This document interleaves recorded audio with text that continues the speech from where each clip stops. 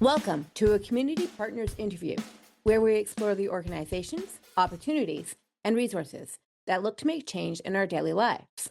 I'm your host, Lily Cereghini, and you're listening to Voices for Ability Radio, all abilities, all the time. Today, I'm joined by Caryn Birch, the Executive Director for Inclusion Winnipeg. Inclusion Winnipeg is a registered charity which, for over 60 years, has been dedicated to making life better for children and adults living with intellectual disabilities. They do this by connecting people, assisting their families to navigate systems, and leading the way in advancing their human rights. They promote respect, empowerment, and belonging to ensure equality for all. Thanks for joining us today, Caryn. Thank you. Happy to be here. Caryn, could you tell us a little bit more about yourself and what inspired you to work at Inclusion Winnipeg? Yeah, absolutely. As mentioned, my name's Caryn Birch. I have been with Inclusion Winnipeg for 5 months, so I'm relatively new to my role. But working with people with intellectual disabilities and really supporting equality for all people in Canada has been a large part of my career. I was very, very grateful to grow up with two parents who had very deep ties to the disability community in British Columbia. And they were very, very open to having me being involved in that work from a very young age. And so this type of human rights advocacy has been a part of my life since I was very young. Throughout my career, I have worked with other nonprofits that have worked with adults living with intellectual disabilities. I've also been on the government side of things where I've been able to provide funding for people who have been living below the poverty line in Manitoba, and spent about 8 years in executive leadership working with at risk youth in Winnipeg before moving over to continuing to support adults and young people with intellectual disabilities in Winnipeg. And my passion is really to continue to support that equality and make sure that people's basic human rights are being met, which we know is not always the case in the sector of work that we're doing. For sure. It sounds like you have a lot of experience. Wow. Yeah, no, I mean, human rights, it's very important. And this is a cross Canada issue. And it's not just Canada either. No, no, you're right. So definitely important. Mhm. I saw on your website that you have 5 different tabs on how you carry out your work. Can you tell us a little bit more about those? Yeah, so our pillars for support within the organization are some of the things that really make us unique. Inclusion Winnipeg is part of Inclusion Canada, and we would say that our parent organization is Community Living Manitoba. But within that, what makes us unique is we're providing advocacy and human rights-based supports rather than having program delivery supports that are offered in-house. And so we have 5 pillars in which we carry out this work. The first is family engagement and individual advocacy. And so within that, we are working with many families who have children that have recently been diagnosed with intellectual disabilities and or autism. And those families are navigating the school system as well as navigating transitions into young adulthood and then into adulthood. And within that work, we are able to meet individually with families, work with obviously students in school, as well as the schools and the systems that may or may not be connected with those individuals to really support the most fulsome experience for someone and to make sure that equality and inclusive education is a large part of that individual's life. And we also have individual advocates where if some person does not feel like their rights are being met, they can work with one of our advocates to help navigate those situations. And in the work that we're doing, we try our best not to be the only ones doing the advocacy. We are really making sure that we're teaching people and educating people about advocacy to help the movement of community living in Manitoba. Our second pillar is social justice advocacy at the civic, provincial, and federal levels.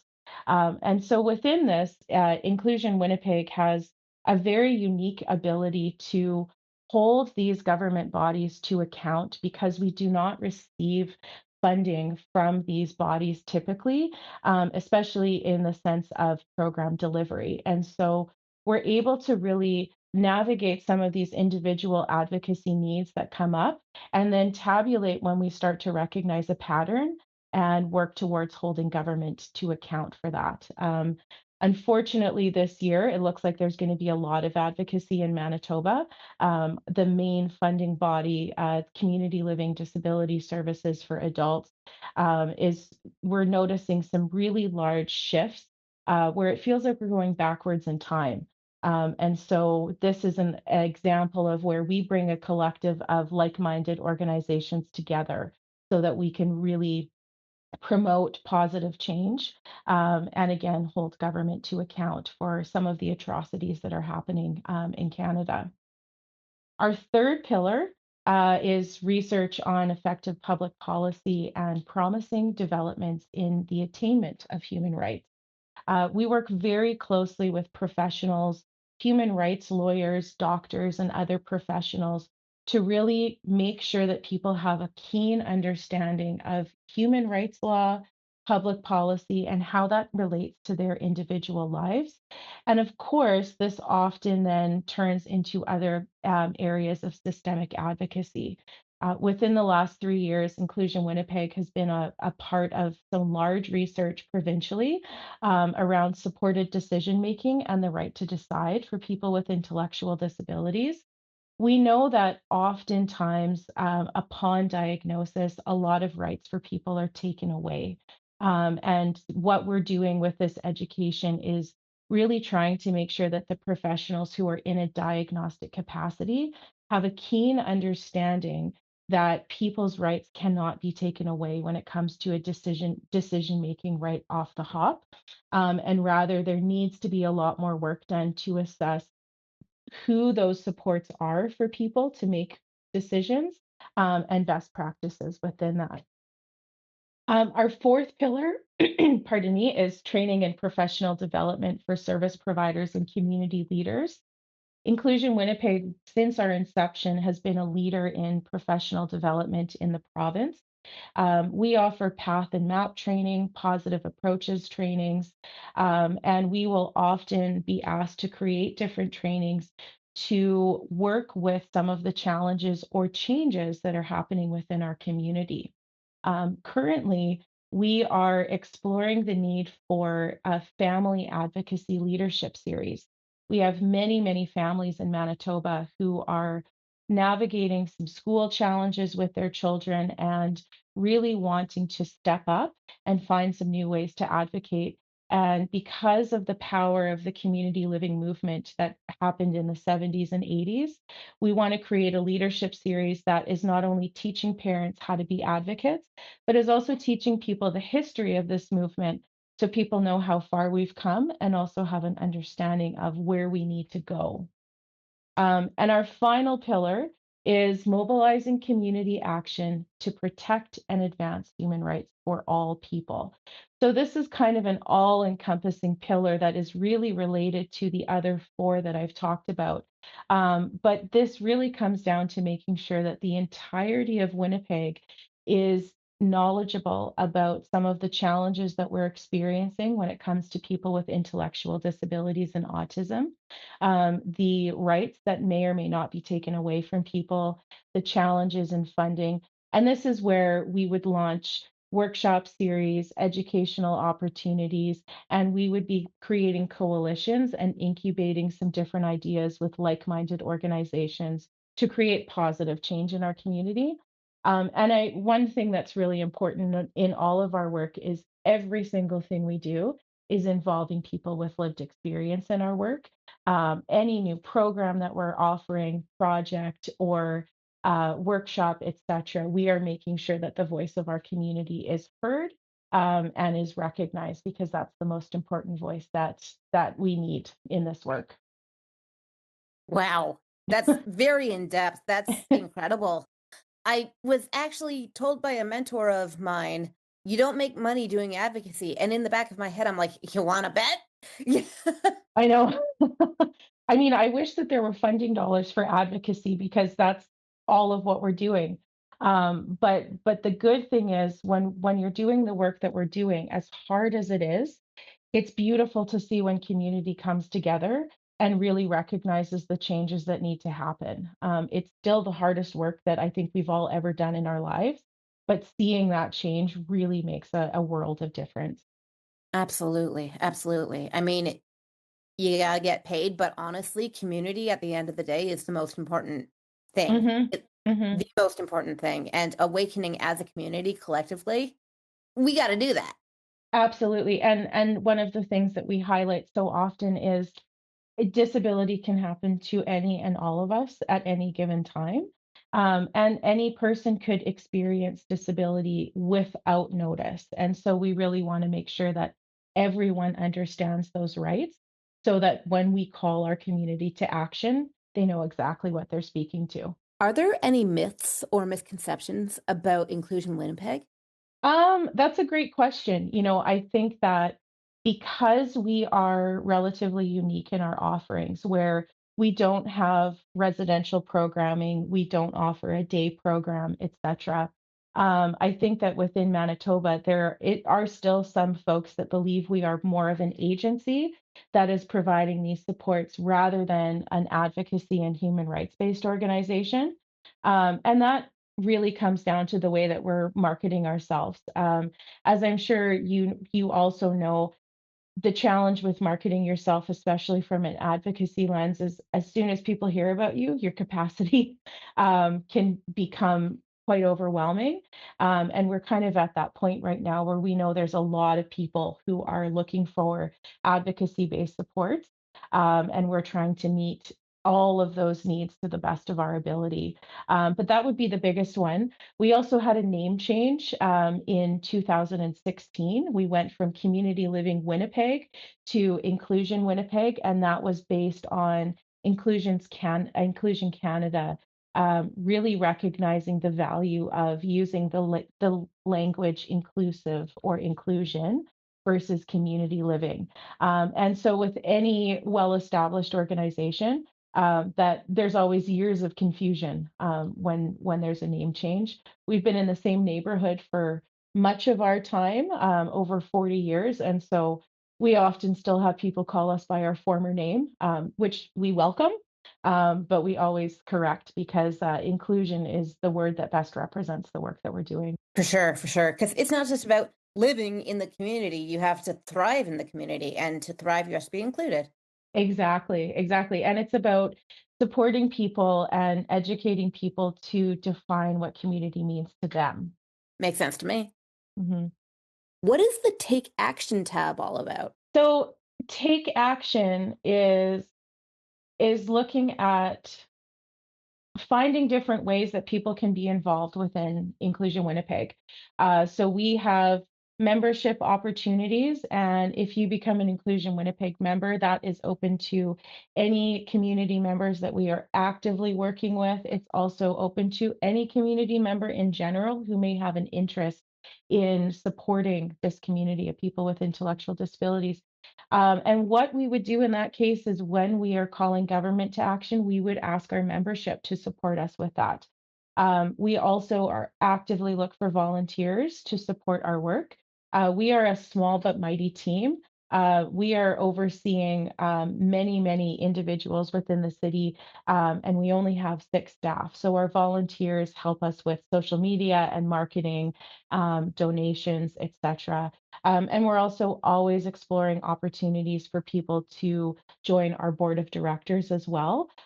We love it when there are more people with different types of expertise that they can bring.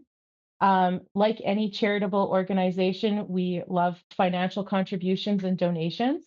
And within our Canada Helps profile, we have many different projects that we have allotted to support with that funding. That includes our family programming to make sure that we have a little bit of money for events for families to connect parents so that they can start building relationships with other parents in similar situations. We have a local safety network that we work in partnership with the New Society Research Group out of Toronto. And this group is working to create community organizations that are safe for community members. It's completely community led. I sit as an advisor and look for money so that we can help create some and incubate some incredible opportunities. We also look for gifts in kind. And so this can be tickets to games. We may have an immediate need where we may post on social media. And this is also representative at times of some of the needs that we're hearing from our community or deficits in supports that people aren't receiving. Tickets to games might sound like a very social and maybe not a necessary thing.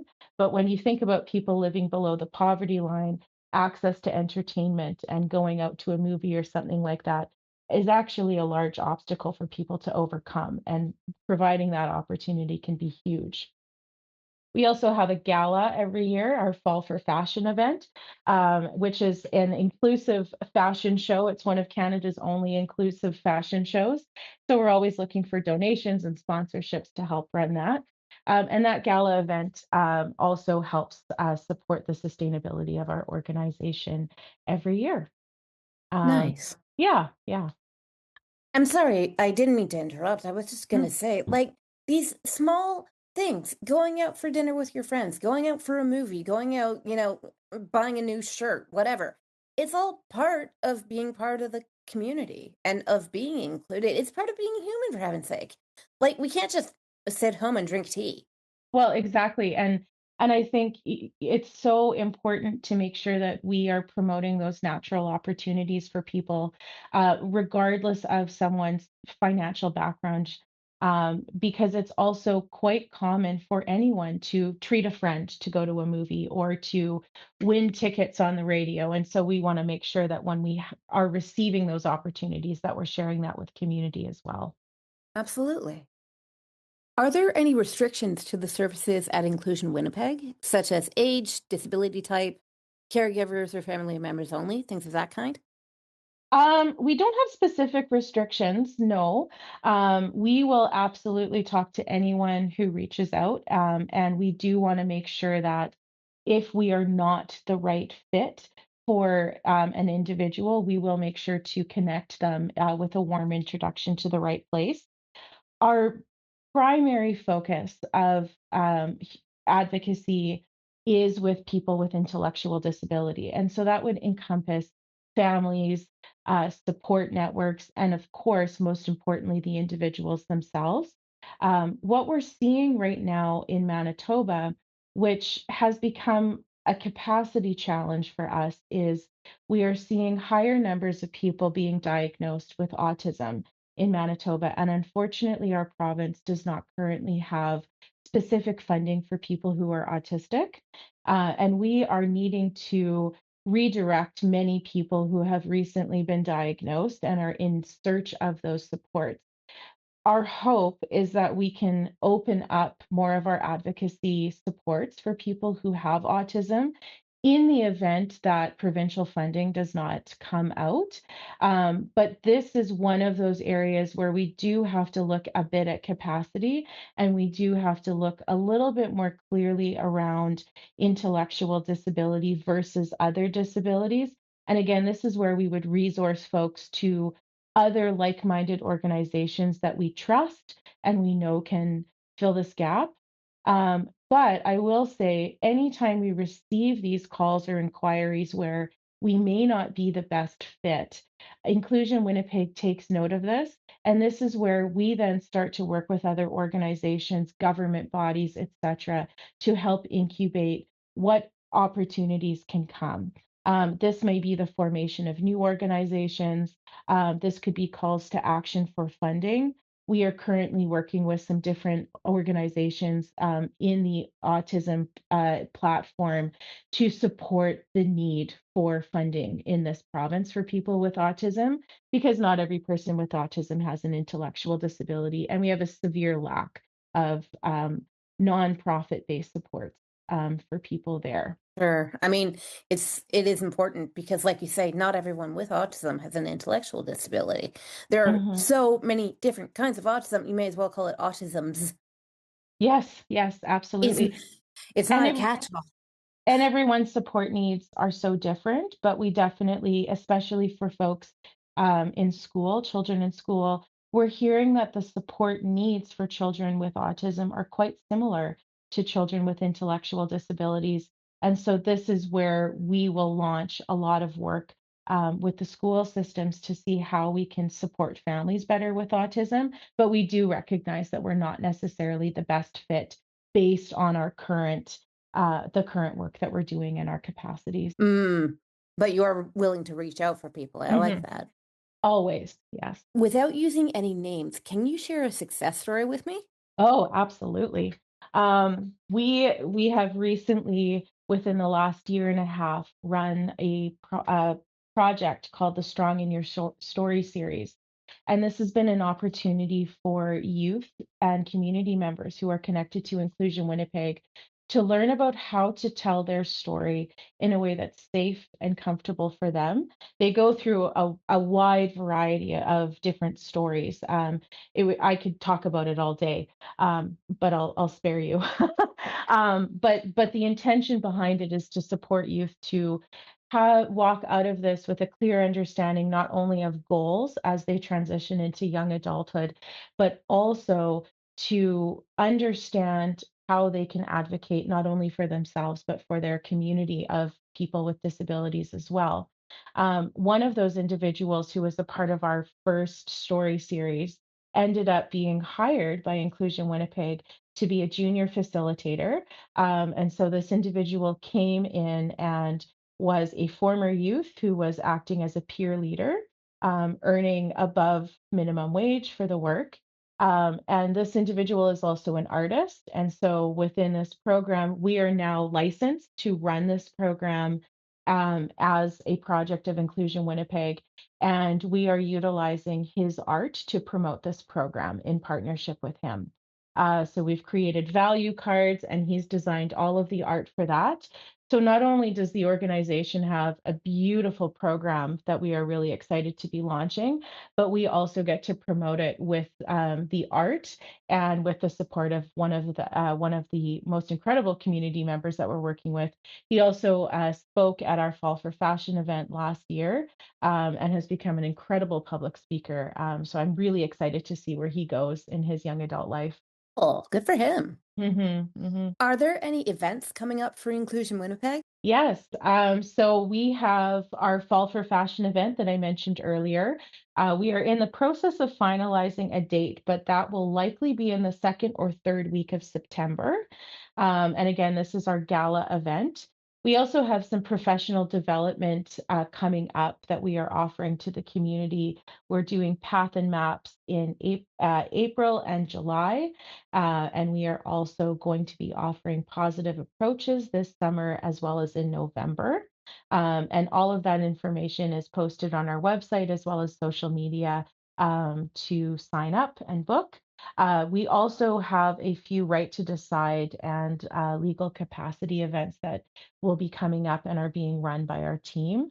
That one event is happening on March 5th. Well, we will be working with a panel of individuals with lived experience sharing their stories about their right to decide and experiences of when they felt their rights have been taken from them. And then group facilitators will be working at tables with service providers to discuss this and to discuss positive ways that we, as the services and the systems, can support positive change for individuals with intellectual disabilities. Cool. So this is an important question. What is the one thing that you see happening over and over again to individuals with disabilities that should not be, and how do we make it stop? Oh man, that's a loaded question. I think over and over again, I think that the world in general seems to believe that people with disabilities, regardless of what the disabilities is, are different than people who don't have disabilities. And the reality is that's just not the case. And what we see from that are people's human rights being taken away from them and systems starting to make decisions on the behalf of an individual before any conversations have happened. Right now in Manitoba, it is really feeling like we're going backwards in the human rights movement for people with disabilities. The person centered approaches, the right to decide, the right to a dignified life, it really feels like we're having conversations about dollars and cents rather than conversations about people, personhood, and community. And that needs to change. We are living in a world where globally the nothing makes sense. And I think that we are living in a world that feels a lot scarier with more uncertainties. And this is a time where we really need to recognize the strengths and the values of all people. But we also need to really be looking at things from a human rights lens because there are so many atrocities happening, but there are so many infringements upon people's rights being taken away when it should not be happening. When you look at human rights law, when it's so clear that some of these decisions that are being made at government levels, at all government levels, should not be occurring. And I really, really hope that some of the advocacy work that Inclusion Winnipeg is doing and many of the other incredible organizations globally can continue this conversation so that people recognize we're all the same. We're different, but we're all the same, and we all deserve the same things. I agree with you 100%. If someone wanted to become a member or a volunteer with Inclusion Winnipeg, what's the process for doing that? Yeah, so that people are welcome to reach out to us through our contact page on our website or through any of our social media platforms. We have a volunteer sign up form that people can fill out, and that form goes directly to our director of development. And then she and I connect. We set up an interview typically within the first week. Membership opportunities would be exactly the same. People can reach out to us through our contact us page. We also have a Canada Helps page linked right into our website if people want to make other contributions. And we will make sure to connect people there. Also, if people are interested in further information about what's going on, we do have an email newsletter that goes out every 2 weeks, and that highlights events coming up with Inclusion Winnipeg. It also highlights recent articles in the news that are of note that we feel our community should be aware of. And of course, other events that are coming up within the community that we want to make sure are promoted. Nice.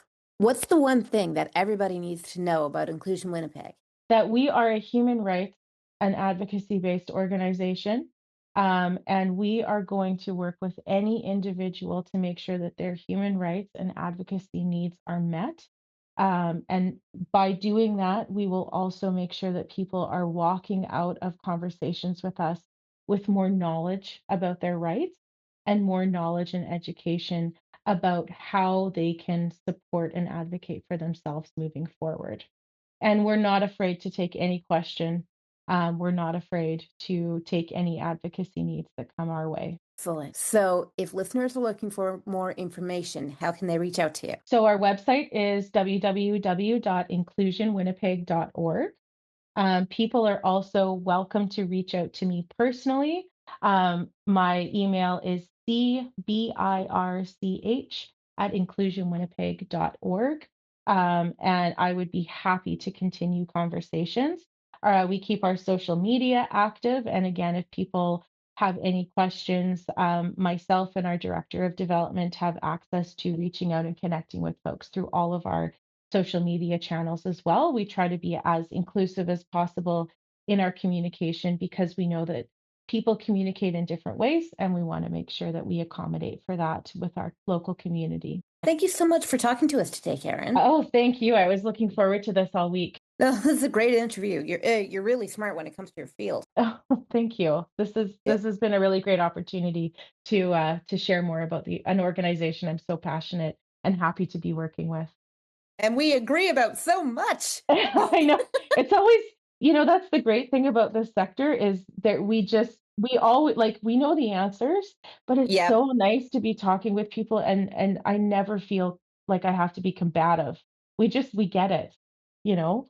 It's Know the just answers. So it's they need just to start listening. that's the thing is there's so many people around us that don't get it. Mm-hmm.